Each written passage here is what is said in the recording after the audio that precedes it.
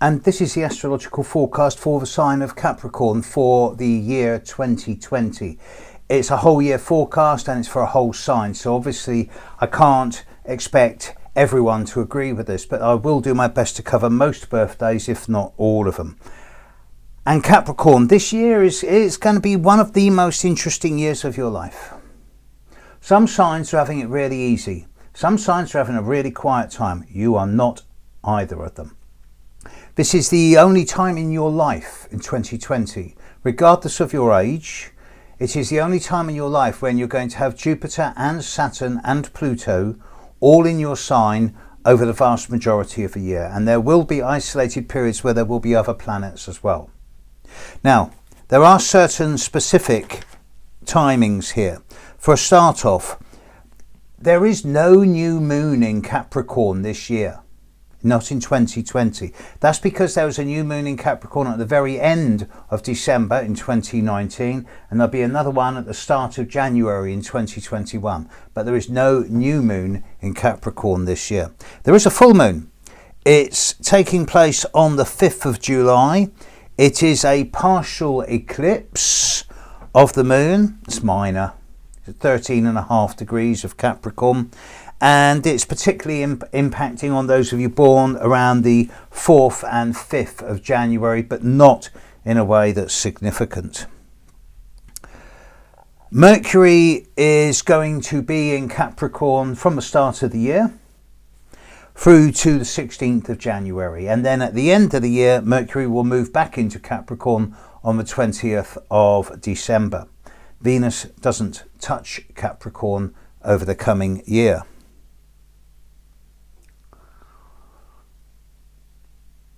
Neptune in the sky in Pisces, a sign that Capricorn's quite friendly with. Neptune's smiling on most Capricorns this year, and there's some of you who are actually doing very well from Neptune, particularly those of you born around the 8th, 9th, 10th, 8th, 9th, 10th of January. If you're one of these people, then Neptune over the coming year is going to be bringing you plenty of opportunity for you to really improve, grow and sustain your imagination, your creative output, your artistic talents, your own trust in your own gut instinct and your intuition. And it's going to bring a much more enhanced openness to your relationship with the divine, however you choose to experience divinity as being. So nothing negative from Neptune at all. Similarly, Uranus is also going to be smiling on the majority of you big time. At the moment, Uranus has been and continues to be trining the sun of those of you born from the 24th through to the 28th of December. And if you're one of these people, then the time from the start of the year through to mid-March is very much a time of further windows of opportunity for you to reinvent yourself, to come at situations in a new way, to be much more energized, to spark yourself up and to deal with the world in a way that's innovative, original, novel, stimulating. By the time you're into the middle of March, Uranus then moves on. And from mid-March onwards, Uranus starts affecting those people born from the 28th of December through to the 31st of December in a really positive way also. And these are the people to whom windows of opportunity for a degree more stimulus, novelty, innovation, originality is going to be coming in, and the more you get into the second quarter of the year, the more you're going to see these windows opening around you. And if you take advantage of this and allow change to come into your life, it should turn into something really positive. And if you don't, hey, you lose nothing. But then we come to the big boys. Now Pluto's in Capricorn. It's been there 11 years. It's going to be there another 3 or 4 years.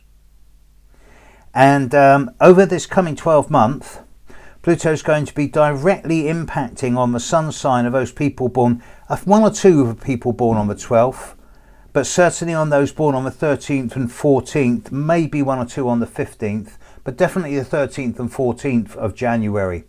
Now, Pluto will land on your sun once every 248 years, so it's a once in a lifetime phenomena. And it can bring a degree of compulsive, obsessive intensity into your life with borderline extremes, whether that's all coming from you or whether it's coming from other people towards you. But it can also lead to a sense of purging and detoxing and cleansing and purifying and eliminating, especially through sweat, whether it's sauna or down the gym. It can also lead to a degree of transformation, regeneration and rebirth. Caterpillar into butterfly, snake shedding skin, phoenix rising from the ashes, metamorphosis, shape-shifting. But it's going to bring a great deal of psychological depth, psychological health and wealth, a forensic, sharp, focused insight into the psychology of both yourself and the world around you. And it's going to make a lot of people think, oh, got to be careful around this one. He or she can see right through me. And that's because you have really good BS filters over the coming 12 months and you will be able to get to the bottom of things. It's just that some people may find it a bit difficult to be around you too much. Saturn is also in Capricorn, and in the short term, by which I mean from now through to mid-late February, Saturn's going to be passing on the sun of those people born from the 11th through to the 15th of January. And if you're one of these, then the period from early January to mid-late February is very much a time of hardcore decision making, of releasing, letting go of things, people, situations and environments that are past their sell-by date and have reached the end of their shelf life. But this will be over by the end of February. From mid-end February onwards, Saturn then hits those people born from the 16th through to the 20th of January in a way that will continue into early December.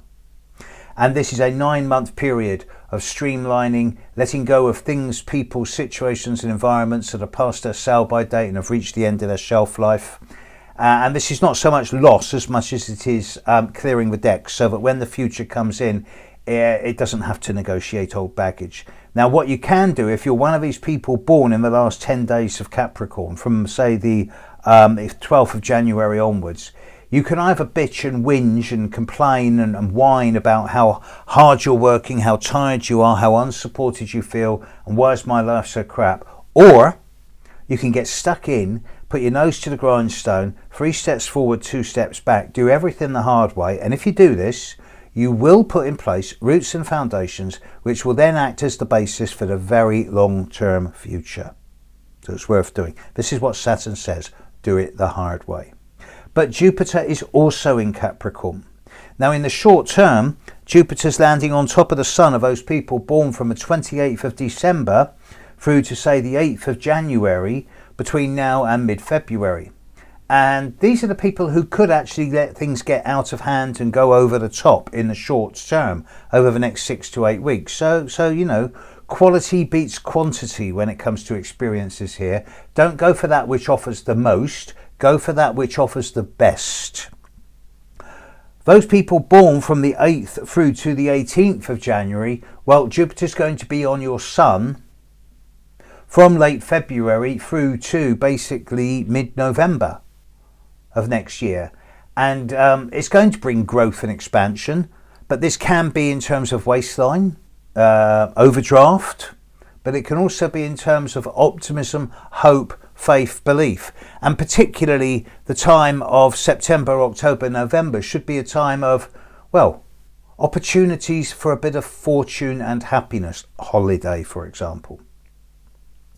With Jupiter, Saturn and Pluto in Capricorn almost a whole year, it is not going to be a gentle or easy year. It's going to be a pretty crazy year, and it gets even more intense for a short-term period. There's 2 particular times I'm looking at.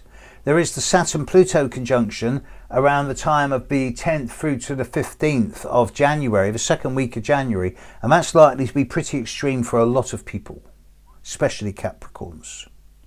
But even more so, I'm looking at the 6-week period from the 16th of February through to the 30th of March, when Mars will join Jupiter, Saturn and Pluto in Capricorn. And this is likely to be the most proactive time of the year. This is the time where you can easily get into trouble and to be headstrong, rash and impulsive, say exactly the wrong thing at exactly the wrong time and jump in where angels fear to tread. It's also the time where if you're astute and wise enough, you can take specific action which lances the boil and makes you far more assertive and projective without being confrontational and aggressive. This is mid-February to the end of March. It's a kind of pimple on top of the boil for the whole year. This is not one of those years that's going to be soft, gentle and easy. This is a year that changes everything for you, but it's also a really good year for personal growth and self-development if you do it the hard way, particularly in terms of business and finance. With regard to finance, big thank you to those Capricorns who have helped me over this last year. It's people like you with your little donations that have kept me going and still mean that I can put out these videos for free on YouTube. So thank you for your help.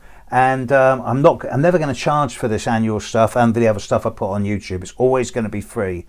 And that's because of people like you who help me. And also thanks to those who have helped me with the workshops and the lectures and the courses and the gigs and the travel. Thank you. So let's get you through to the end of January and then the year gets easier. But it's not going to be the easiest of years, but it should be one of the most productive. Have a great new year. Work hard.